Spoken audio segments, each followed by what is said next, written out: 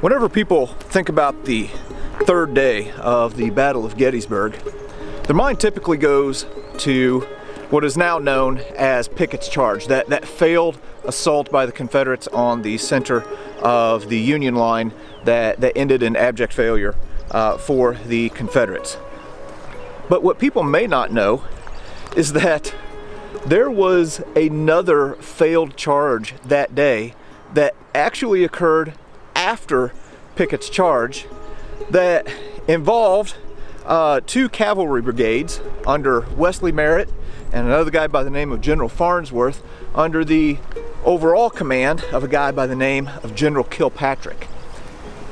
And the men who were involved in that charge would have passed through the property where I am standing right now, here at the battlefield bed and breakfast. This is what I would consider one of the most forgotten and unknown parts of Gettysburg. This is the South Cavalry battlefield.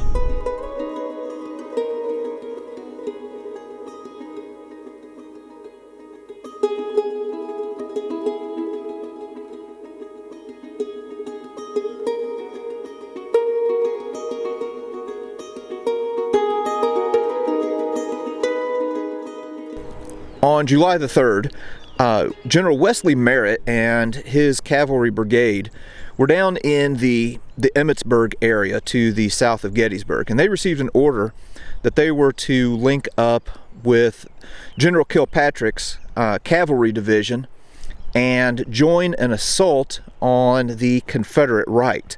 So Wesley Merritt and his men would have passed through this property right here on their way up to the battle.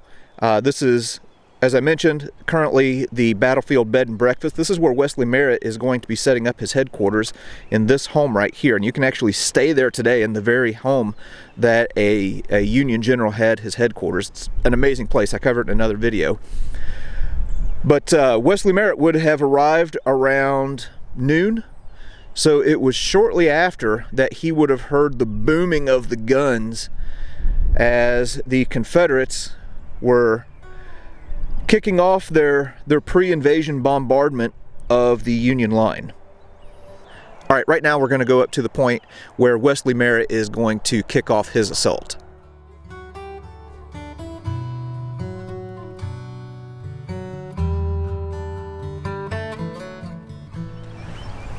The area that I'm standing at right now, I don't think gets a whole lot of visits whenever people come to the battlefield. Again, this is the South Cavalry battlefield, and the area where I'm standing right now, if you were to look, there's the Emmitsburg Road behind me. This is just to the east of it, and there aren't any paths up here or anything. You can see a few artillery pieces and a monument to show where Wesley Merritt's artillery would have been set up for their assault on the Confederate right on the third day of the battle. Now, Merritt and his men would have been on the west side of the Emmitsburg Road. They would have advanced north through what is now the Eisenhower Farm and were quickly repulsed by a group from Georgia on the Confederate side. Now, where the tragic slaughter is going to take place with this cavalry charge is just to the east of us.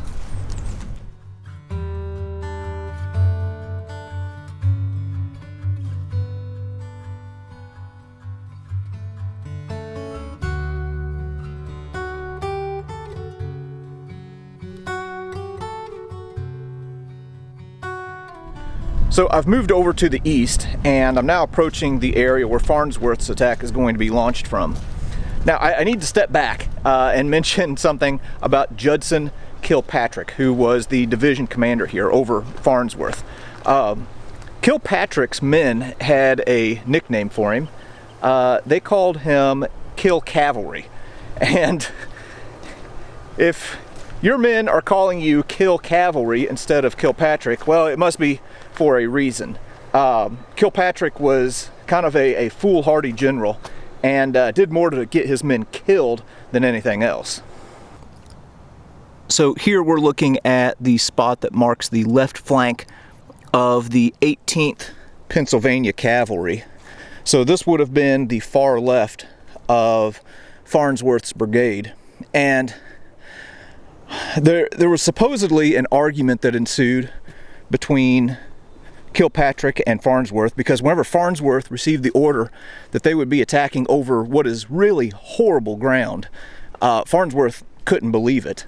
But then, well, with Farnsworth being the subordinate, he ended up losing out to the right of the Pennsylvania Cavalry. So up ahead of me, you would have seen men from the 1st West Virginia and the 1st Vermont, and yeah, I can see the right flank marker right up here for the Pennsylvania guys. But this is the area where Farnsworth's fatal cavalry charge was going to be launched from.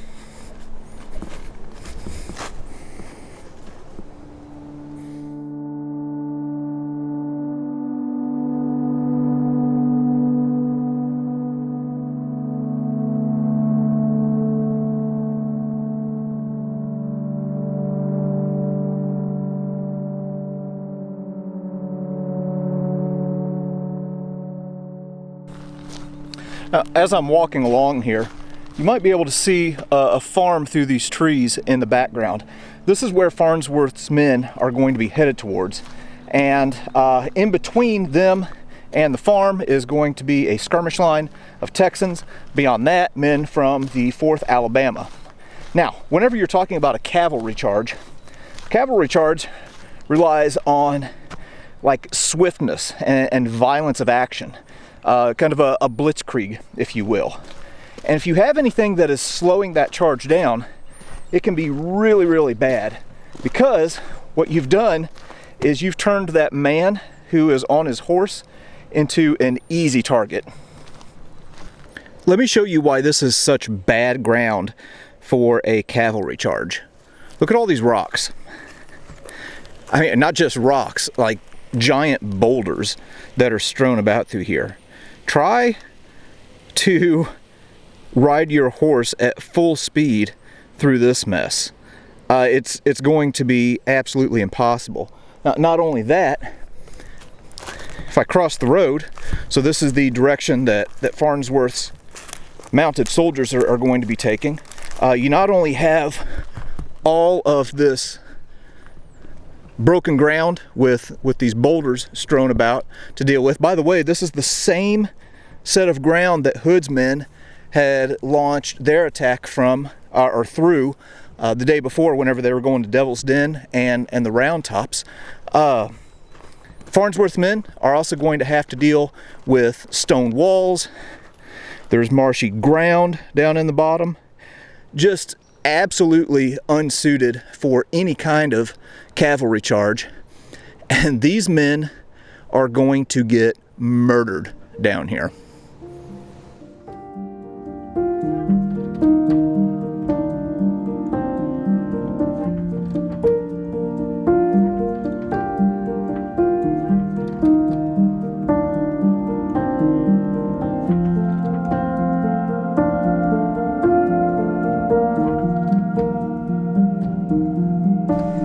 The hillside that we are looking at in the distance is the spot where Farnsworth is going to be launching his attack from, and where I'm standing now is at the Slider Farm. This is where the Confederates were positioned, and this is going to basically be Farnsworth's own high water mark.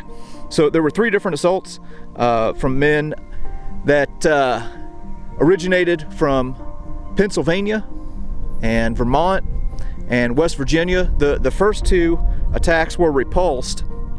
Farnsworth was going to lead the 3rd, and right here, somewhere in this area, just beyond the barn, Farnsworth is going to have his horse shot out from under him.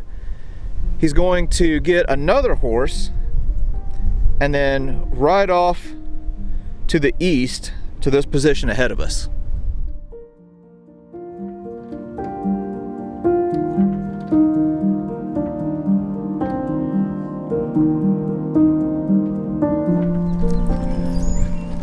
as I'm walking up to this position, here in the background you can see how the ground is really marshy.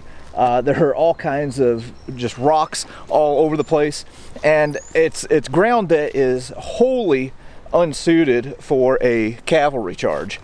And as Farnsworth was riding his horse right up this rise, whenever he gets to the top, that's going to be bad news for him, because he's going to be running headlong into the guys from Alabama who had been fighting against the 20th Maine the day before. So as Farnsworth was riding east, he would have crested this knoll right here, and when he did, lined up in this wood line ahead of us would have been all of those guys from Alabama. So he's going to be flanked on a couple different sides here, and this is the general area where Farnsworth is going to get cut down. Got hit 5 times. Now there was a story for a while that he shot himself rather than surrender. That turned out to not be true. And then they have a monument over here saying that this is the general area where Farnsworth was killed in action.